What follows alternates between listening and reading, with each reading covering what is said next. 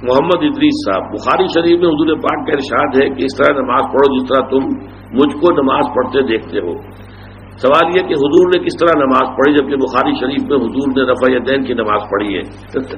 بخاری شریف میں حضور نے رفع یدین کی نماز پڑھی ہے۔ دیکھیے، حضور نے مختلف طریقوں اختیار کیے مختلف اوقات میں۔ اب صحابہ کا طرز عمل یہ ہوتا تھا کہ مثلاً ایک روایت آتی ہے کہ ایک صحابی حضور سے ملنے آئے، کوئی بدوی تھے، دیہات کے آدمی تھے، انہوں نے حضور کو دیکھا کہ آپ کا گریبان کھلا ہوا تھا، آپ نے بٹن لگائے ہوئے نہیں تھے۔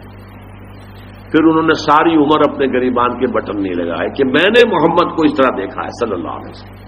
اب یہ ان کا جذبہ ہے، ان کی نیکی ہے، اتباع کا جذبہ ہے۔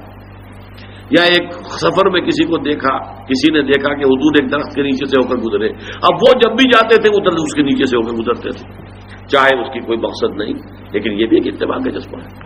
تو اس میں یہ ہے کہ نماز کی بعض چیزیں ایسی ہیں کہ جن میں معلوم ہوتا ہے کہ حضور کچھ اس میں رد و بدل کرتے رہے۔ کبھی آپ نے ہاتھ بالکل کھلے چھوڑ کر بھی نماز پڑھی ہے، کبھی آپ نے ہاتھ نیچے باندھے ہیں، کبھی اوپر باندھے ہیں۔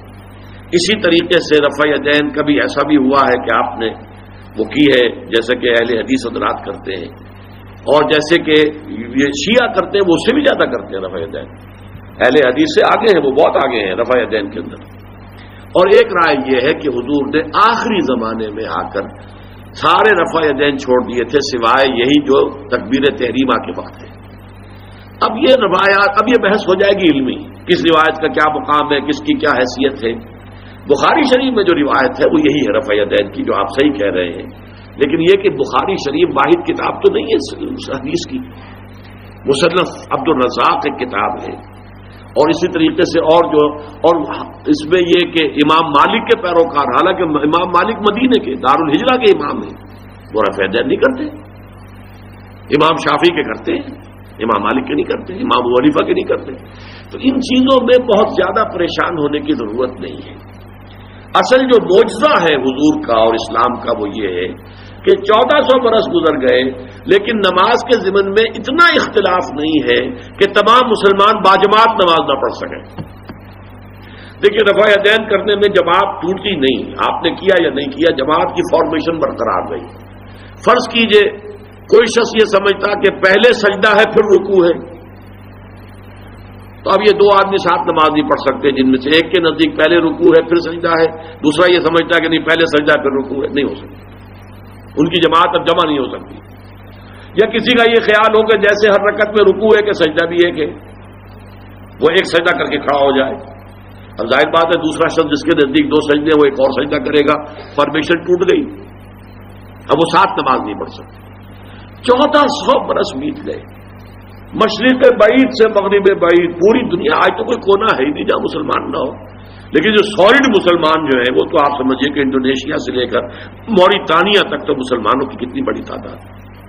لیکن کہیں ایسا نہیں ہے کہ آپ کی فارمیشن ٹوٹتی ہو، کوئی ایسا مسلک نہیں ہے جس میں یہ خیال ہو کہ مغرب کی رکعتیں بھی دو ہیں جیسے فجر کی ہے، نہیں، کوئی 3 رکعتیں ہیں۔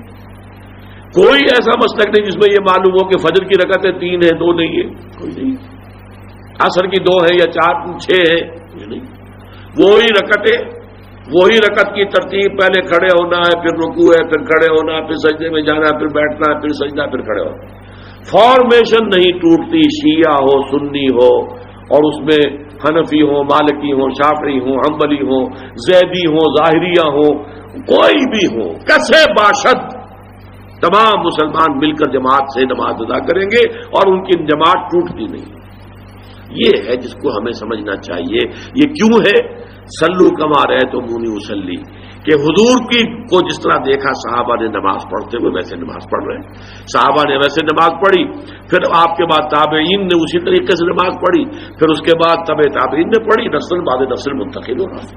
آپ کی تھوڑا اختلاف اگر ہے تو اس کے لیے زیادہ پریشان